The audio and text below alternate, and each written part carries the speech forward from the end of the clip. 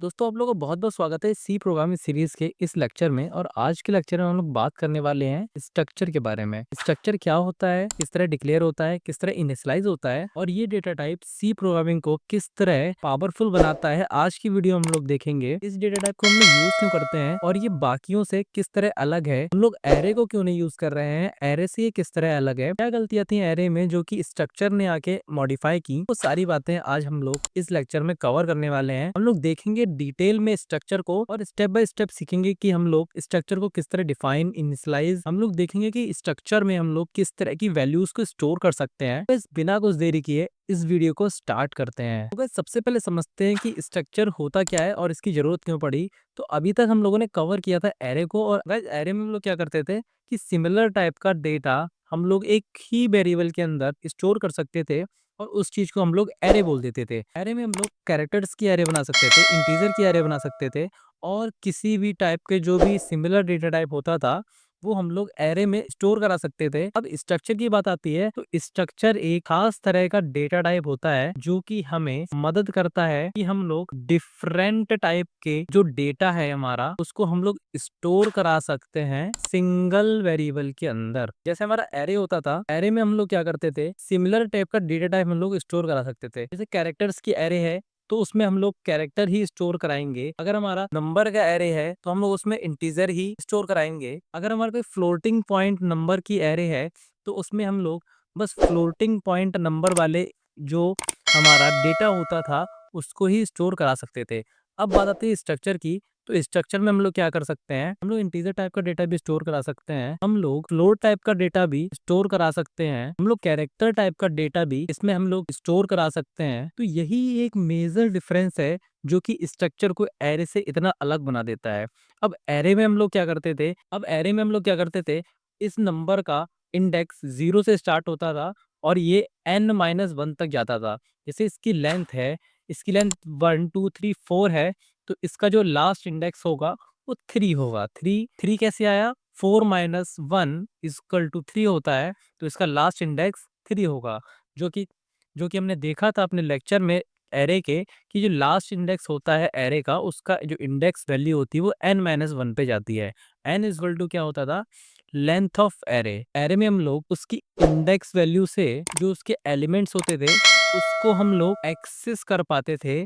But जो हमारा structure होगा इसमें हम लोग एरे को एक्सेस कैसे करेंगे आगे वीडियो में चलते हुए देखेंगे। बाकी मैं यहाँ पे आपको एक ओवरव्यू दे देता हूँ कि हम लोग डॉट ऑपरेटर की मदद से जो स्ट्रक्चर के एलिमेंट्स होंगे ना उनको हम लोग एक्सेस कर पाएंगे। अब ये डॉट ऑपरेटर यूज कैसे होगा, तो डॉट ऑपरेटर यूज करने के लिए हम लोग एक ऑब्जेक्ट बनाएंगे। ऑब्जेक्ट किस तरह बनाएंगे हम लोग देखेंगे भी आगे चलते हुए वीडियो में। मैं आपको बस एक ओवरव्यू दे रहा हूँ कि ऑब्जेक्ट हम लोग किस तरह बनाते हैं, किस तरह हमारी स्ट्रक्चर बनेगा, किस तरह हम लोग स्ट्रक्ट कीवर्ड का यूज करेंगे, सारी चीज हम लोग देखने वाले हैं। तो गाइज बिना कुछ देरी किए इस वीडियो को आगे बढ़ाते हैं और देखते हैं कि किस तरह हमारा स्ट्रक्चर काम करेगा, उसको हम लोग इनिशियलाइज कैसे कर सकते हैं। गाइज जो मैंने आपको स्ट्रक्चर का एक ओवरव्यू दिया अभी उसको हम लोग डिटेल में देखेंगे। अब जैसा कि मैंने आपको बताया था कि स्ट्रक्चर जो होता है वो एक यूजर डिफाइंड डेटा टाइप होता है। यूजर डिफाइंड डेटा टाइप वो डेटा टाइप होते हैं जो एक यूजर अपनी जरूरत के लिए बनाता है, उसको हम लोग यूजर डिफाइंड डेटा टाइप कहते हैं। डेटा टाइप क्या होते हैं, डेटा टाइप कितने तरह के होते हैं सी प्रोग्रामिंग में आप हमारी वीडियो पे जाके देख सकते हैं। मैंने डिटेल में बताया हुआ है कि डेटा टाइप हम लोग किस तरह बनाते हैं सी प्रोग्रामिंग में, कितने टाइप के डेटा टाइप होते हैं, user defined data type, built in data type, सबको हम लोगों ने अच्छे से कवर किया था अपने पिछले सेशन के अंदर। तो अब हम लोग बात कर लेंगे स्ट्रक्चर किस तरह काम करता है। तो स्ट्रक्चर क्या होता है कि यूजर डिफाइंड डेटा टाइप होता है, वो अपने अंदर डिफरेंट टाइप की वैल्यूज को स्टोर कर सकता है इन सिंगल टाइप। यानी कि हम लोग जो वेरिएबल बनाते थे यहाँ पे वेरिएबल तो एक ही रहेगा पर उसके अंदर बहुत सारी हम लोग मल्टीपल टाइप के डेटा टाइप को हम लोग स्टोर कर सकते हैं। जैसे कि हम लोग यहाँ पे इंटीजर को भी स्टोर कर सकते हैं, कैरेक्टर को भी स्टोर कर सकते हैं, फ्लोटिंग पॉइंट नंबर को भी स्टोर कर सकते हैं। इसी तरह से हम लोग मल्टीपल वैल्यू को और मल्टीपल टाइप की वैल्यू को स्ट्रक्चर के अंदर स्टोर कर सकते हैं। स्ट्रक्चर को हम लोग किस तरह डिफाइन करते हैं भी आगे चलते हम लोग देखेंगे। पर अब बात आती है कि मेंबर्स क्या होते हैं और स्ट्रक्चर के मेंबर कहाँ पे स्टोर होते हैं और किस तरह हम लोग स्ट्रक्चर में मेंबर्स को डिक्लेयर और डिफाइन करते हैं। तो हम लोग स्ट्रक्चर को पहली बात तो एक स्ट्रक्ट कीवर्ड होता है हमारा सी प्रोग्रामिंग के अंदर, उसको यूज करके हम लोग स्ट्रक्चर को डिफाइन करते हैं अपने प्रोग्राम में। और स्ट्रक्चर के जो डेटा टाइप हैं जो हम लोग स्ट्रक्चर के अंदर डिफाइन करने वाले हैं, उन्हीं को हम लोग मेंबर ऑफ स्ट्रक्चर बोलते हैं।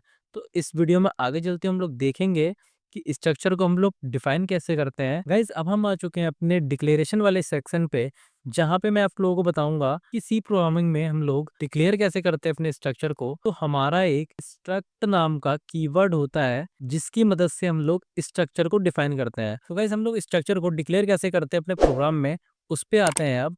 तो हम लोग स्ट्रक्ट कीवर्ड का यूज करके हम लोग स्ट्रक्चर को डिक्लेयर करते हैं। स्ट्रक्ट कीवर्ड के बाद आता है हमारा स्ट्रक्चर का नेम, जो कि हम लोग कुछ भी रख सकते हैं। जैसे हम लोग अगर किसी क्लास का डेटा स्टोर करना चाहते हैं अपने स्ट्रक्चर के अंदर, तो इस स्ट्रक्चर का नेम मैं क्लास दे दूंगा और उसके अंदर जो हमारे डेटा टाइप रहेंगे, तो उसमें हम लोग स्टोर करा सकते हैं किसी स्टूडेंट का नेम, उसकी क्लास, उसकी डीओबी, उसका एड्रेस।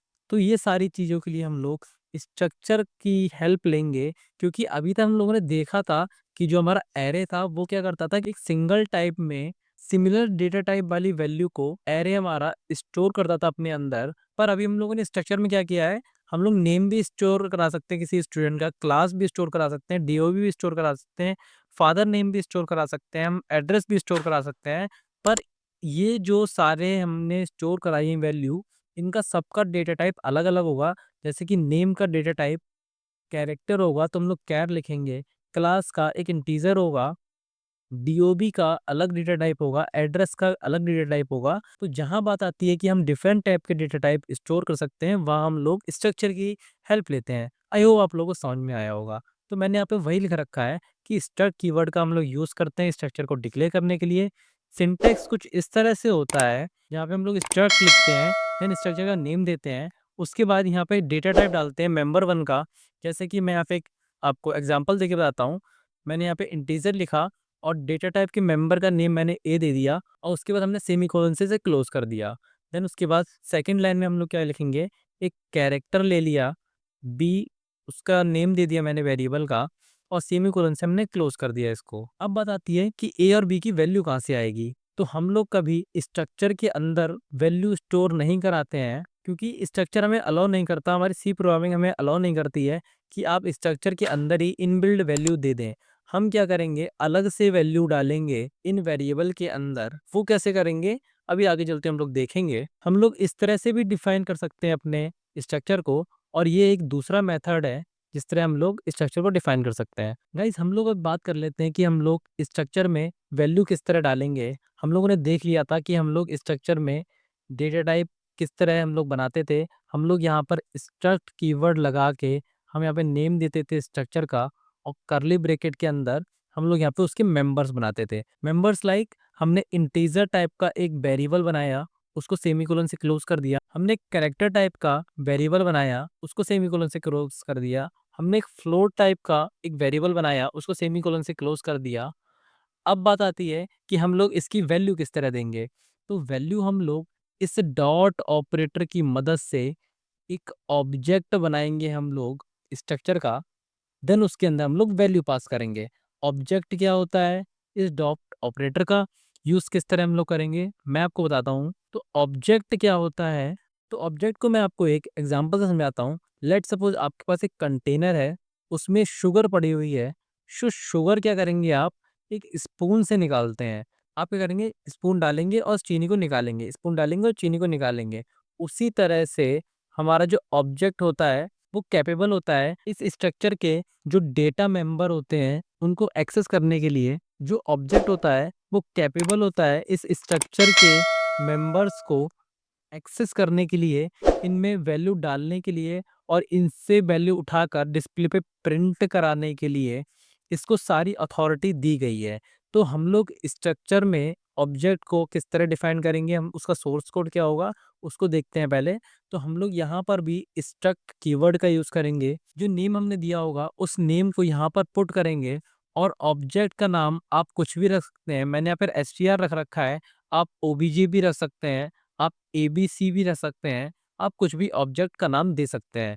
देन उससे हम लोग वैल्यू एक्सेस कैसे करेंगे, उसमें वैल्यू डालेंगे कैसे, तो उस पे आते हैं अब। तो यहाँ पर मैंने ऑब्जेक्ट राइट कर रखा है, देन डॉट ऑपरेटर लगा रखा है मैंने, उसके बाद मेंबर वन लिखा रखा है। जैसे कि मेंबर वन का मतलब ए, यहाँ पे मेंबर वन ए है हमारा, तो यहाँ पे मैं ए ऐड कर दूंगा और उस ए में वैल्यू मैं लेट्स सपोज 2 दे देता हूँ, तो यहाँ पर ए की वैल्यू जो होगी वो 2 स्टोर हो जाएगी। अब यहाँ पर क्या करेंगे, यहाँ पर मैंने मेंबर 2 बी को बना रखा है, तो यहाँ मैं बी डाल दूंगा और एसटीआर की मदद से इस बी में मैं स्टोर कराता हूँ 3 वैल्यू। तो ये एसटीआर क्या है, तो ये एसटीआर क्या करेगा, ये ऑब्जेक्ट है, इस बी की वैल्यू को उठा के लेके जाएगा, यहाँ पटक देगा जाके, तो यहाँ बी की वैल्यू 3 हो जाएगी। उसी तरह से हम लोग जितने भी डेटा टाइप बनाएंगे, इस तरह से हम लोग वैल्यू को डाल सकते हैं स्ट्रक्चर के अंदर, यानी कि स्टोर करा सकते हैं। अब बात करते हैं कि और क्या तरीके हैं जिससे हम लोग स्ट्रक्चर में वैल्यू को एंटर करा सकते हैं, ताकि जो हमारा यूजर हो वो अपने वैल्यू को स्टोर करा सके स्ट्रक्चर के अंदर, और जितनी भी एडवांटेजेस हैं स्ट्रक्चर की उसको यूज कर सके। बाकी आने वाले वीडियोस में हम लोग देखेंगे, जब सी प्लस प्लस हम लोग पढ़ रहे होंगे, कि स्ट्रक्चर को बजाय स्टॉप ने किस तरह से अपग्रेड करके क्लासेस का कॉन्सेप्ट लेके आए। तो अब बात करते हैं हम कि किस तरह हम स्ट्रक्चर में दूसरी तरह से वैल्यू को एंटर करा सकते हैं।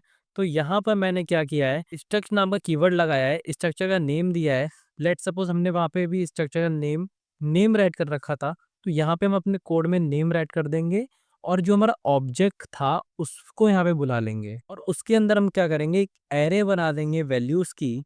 वैल्यू 1, वैल्यू 2, वैल्यू 3 मैंने इसलिए लिख रखी है क्योंकि वह मेंबर 1, मेंबर 2, मेंबर 3 थे। तो उसी तरह के दूसरा मेथड हो गया कि हम लोग डॉट ऑपरेटर की मदद से क्या करेंगे, ये वैल्यू मेंबर फंक्शन में डालेंगे, ये एसटीआर क्या करेगा, वहां पर लेके चला जाएगा उन वैल्यूज को। उसी तरह जो मेंबर 2 होगा वैल्यू 2 कंटेन करेगा, मेंबर 3 वैल्यू 3 कंटेन करेगा, और इन सबको हम लोग कॉमा से सेपरेट कर देंगे। आई होप आप लोगों को समझ में आया होगा। तो गाइस अब हम लोग देख लेते हैं कि स्ट्रक्चर में हम लोग वैल्यू एक्सेस किस तरह करेंगे।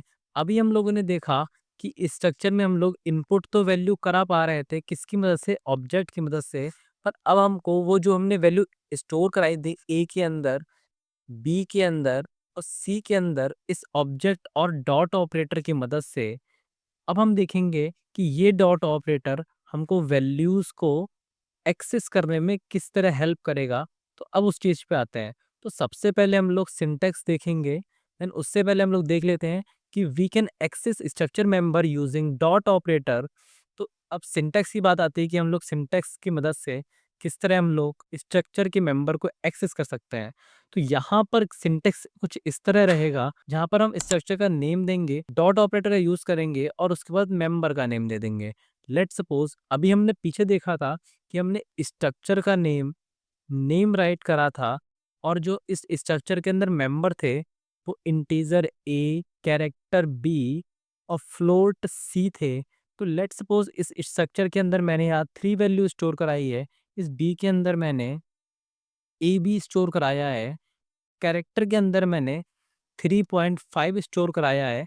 अब मैं इन वैल्यू को एक्सेस करना चाहता हूँ, तो वो किस तरह करेंगे, उस जगह हम लोग इस सिंटेक्स की मदद लेंगे। लेट सपोज इस स्ट्रक्चर का नेम है, तो यहाँ पे मैं नेम लिखूंगा और डॉट ऑपरेटर लगाऊंगा, और मेंबर का नेम मैं यहाँ ए को उठा के यहाँ राइट कर दूंगा और सेमीकोलन से क्लोज कर दूंगा इसको। उसी तरह मैं इस बी के लिए नेम राइट करूंगा, डॉट लगाऊंगा, बी लगाऊंगा और इसको सेमीकोलन से क्लोज कर दूंगा। इस तरह क्या होगा, जो ये बी की वैल्यू है ए बी, वो इस डॉट ऑपरेटर की मदद से पता लग जाएगा उसको कि ये स्ट्रक्चर के अंदर की वैल्यू है, और वो वैल्यू हम लोग डिस्प्ले पे प्रिंट करा देंगे। तो यूजर को पता लग जाएगा कि उसने क्या एंटर कराया था, क्या स्टोर किया था उसने। तो गाइज ये प्रोसेस होता है स्ट्रक्चर के मेंबर्स को एक्सेस करने का। हम लोग यूज करते हैं डॉट ऑपरेटर का, और नेम का यूज करते हैं स्ट्रक्चर के, और जो भी हमारे मेंबर्स होते हैं स्ट्रक्चर के अंदर बने हुए, उनका नेम हम लोग डॉट ऑपरेटर के साथ लगाते हैं और वैल्यू को एक्सेस करके प्रिंट करा देते हैं हमारे डिस्प्ले पे, और यूजर को पता लग जाता है कि उसने क्या स्टोर करा रखा है। आई होप आप लोगों को ये प्रोसेस समझ में आया होगा। तो गाइस ये सारा प्रोसेस था स्ट्रक्चर को डिफाइन करने का। हम लोगों ने देखा कि स्ट्रक्चर क्या होता है, हम लोगों ने देखा कि स्ट्रक्चर को किस तरह डिक्लेयर कर सकते हैं स्ट्रक्ट कीवर्ड की मदद से, स्ट्रक्चर के नेम के साथ उसके डेटा मेंबर बनाकर, और हम लोग उसमें वैल्यू किस तरह स्टोर करा सकते हैं।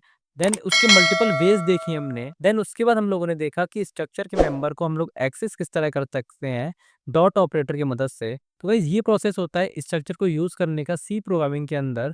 आई होप गाइज आप लोगों को ये वीडियो बहुत पसंद आई होगी। Thank you so much guys for watching this video.